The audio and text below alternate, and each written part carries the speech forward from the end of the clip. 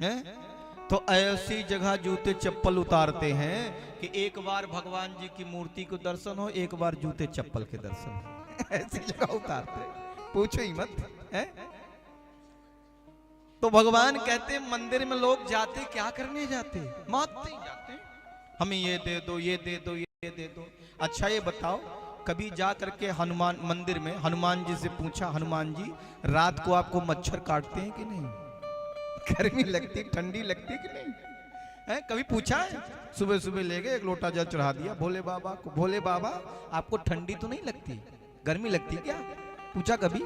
ना, बस ये दे दो, ये दे दो भगवान भोले बाबा, लो ये लो। फिर ये टीका चाहे नाक से कहीं सी हम लोग जाते। अच्छा देखो एक चीज और बताएं, आजकल बात बात में भगवान बनते हैं। एक मैया जी पूजा करने चली तो देखो देवी मैया को ऐसे टीका लगा रही थी, टीका लगाया, अब हाथ में सिंदूर लग गया, सो दीवाल में ऐसे पहुंच दिया, दीवाल में भी सिंदूर लग गया, तब भी सिंदूर छूटा नहीं। तो बाहर आई तो देखा है नीम का पौधा था, उसके पास में हाथ धो लिया, तो उस नीम के पौधे में भी सिंदूर लग गया, अब चल गई। दूसरी माता जी आई तो उनने देवी मैया को जल चढ़ाया, टीका लगाया, देखा दीवाल पर सिंदूर, ओहो ये तो दीवाल मैया है, वहां भी जल चढ़ाया।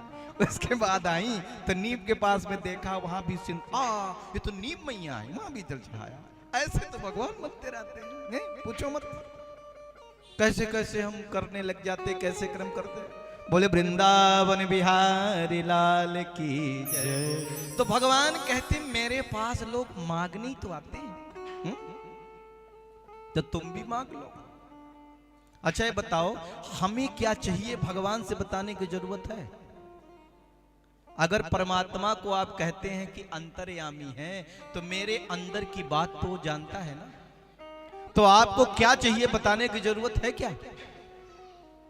तेरे दर पे आना मेरा काम है और मेरी बिगड़ी बनाना अब तेरा काम है। मेरा काम था तेरे दर पे आ जाना, मुझे क्या चाहिए ये तू बता।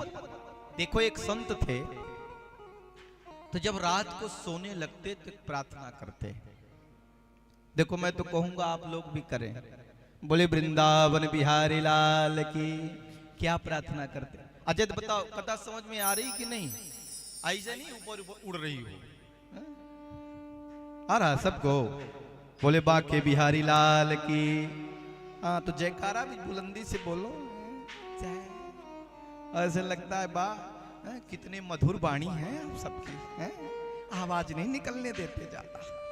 ये अलग बात है कि घर में पहुंचे फिर देखें फिर कैसी आवाज निकलती है?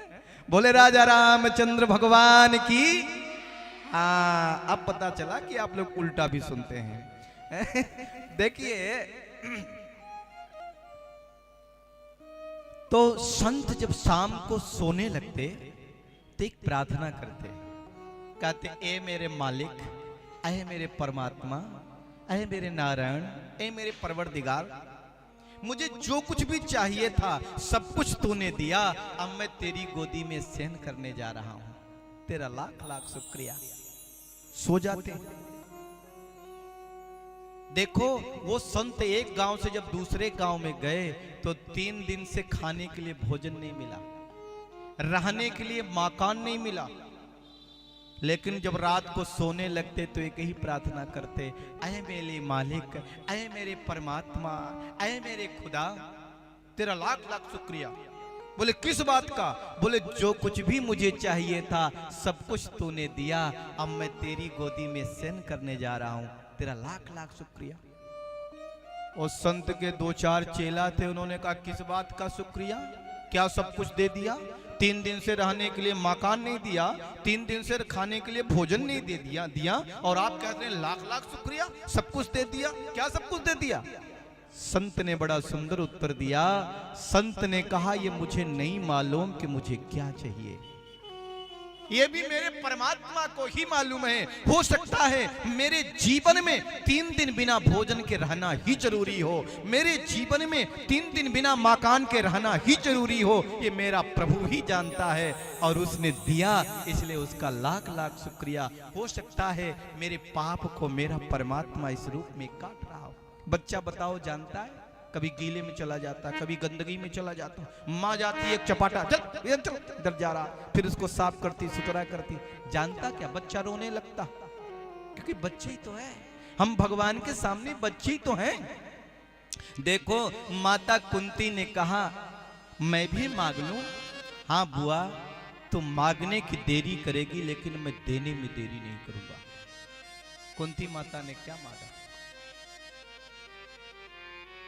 विपदः सन्तु न शाश्वत तत्र तत्र जगद्गुरुः भगवतो दर्शनम यतस्याद् पुनर्भव दर्शनम। हे गोविंद, अगर देने ही चाहते तो आप मुझे दुख दे दीजिए। एक दुख ठीक खत्म हो कि दूसरा दुख आ जाए, दुख पर दुख, दुख पर दुख। क्या मांगा? दुख। अच्छा बताओ, कोई दुख मांगता है? भगवान गोविंद ने कहा इतना दुख जीवन में सहा, अभी तेरा पेट नहीं भरा क्या? कुंती मैया के चरित्र पर चिंतन करें। महाराज सूरसेन की पुत्री, जन्म का नाम था पृथा। कुंती भोज ने ले लिया गोद, नाम हो गया कुंती। शादी हुई महाराज पांडु से, जो जन्मजात पीलिया के रोगी थे। सुनिए, उनको श्राप भी था। दूसरी शादी महाराज पांडु की माद्री से हुई, और श्राप क्या था? काम वासना से पीड़ित होकर अगर किसी भी नारी को, पत्नी को स्पर्श करोगे तो तुम्हारी मृत्यु हो जाएगी। माद्री पर मोहित हो गए हैं और उसको स्पर्श किया, और देखो जल करके खाक हो गए, उनकी मृत्यु हो गई। वो तो भला हो दुर्वासा ऋषि का, जो मंत्र दिया था, जिससे 3 पुत्र कुंती के हुए, उस मंत्र के प्रभाव से, और 2 पुत्र माद्री के हुए। धर्मराव युधिष्ठिर, भीमसेन और अर्जुन ये कुंती के पुत्र हैं। नकुल सहदेव ये माद्री के। इस प्रकार से 5 पांडव हुए। लेकिन ये धृतराष्ट्र के जो 100 बेटा हैं, ये पांडवों को मारने के लिए 24 घंटे तैयार हैं। खीर में से विष मिला देते हैं, मिला करके पिला देते हैं। लाग का महल बनाया है जला डालने के लिए। सुनिए, 12 वर्ष का वनवास, 1 वर्ष का अज्ञातवास, फिर भरी सभा में द्रौपदी का चीरहरण है। जरा बताओ कितना अन्याय इन कौरवों ने पांडवों के साथ किया। और देखो भगवान ने कहा, कुंती बुआ, आपने इतना दुख जीवन में सहा और तो भी दुख ही मांगती हो। कुंती ने बड़ा सुंदर उत्तर दिया। कुंती ने कहा, हे गोविंद, मेरे जीवन में जब जब दुख आया तब तब आप मेरे सामने खड़े रहे। अगर आपका नाता दुख से है तो मुझे सुख नहीं चाहिए। सुख के माथे सिल पड़े जो हरि हृदय से जाए, और बलिहारी वा दुख के जो पल पल नाम जपाए। अरे ऐसे सुख पर पत्थर पड़ जाए जिस सुख के आने के बाद व्यक्ति भगवान को भूल जाए, हरि को भूल जाए।